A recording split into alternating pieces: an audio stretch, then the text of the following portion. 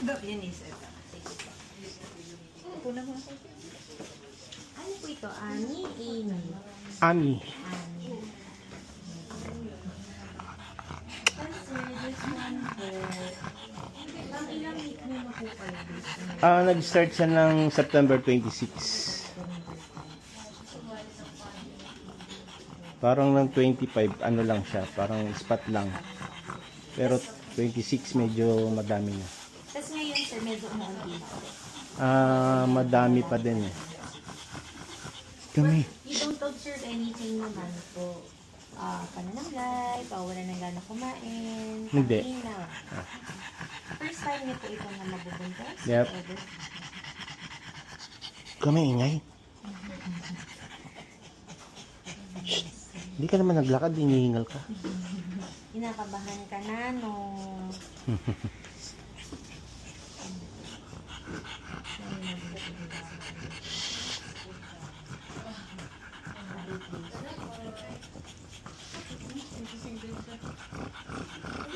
Uy, ano ba? Ano lang po, smear test. Sir, 1,000 po yung Tapos ano lang yan, sir, mga medyo matagal lang yung results natin, mga 1 or 2 hours. Okay lang. Pwede naman i-message eh, no? Yes pa, pwede na. Tapos kung gusto niyo, sir, yung ito, may hingi naman po kayo, pwede na lang natin December. Sige, pwede rin. Sige po, hindi ka na. Pwede po pa assist po. explain ko lang po. Ay,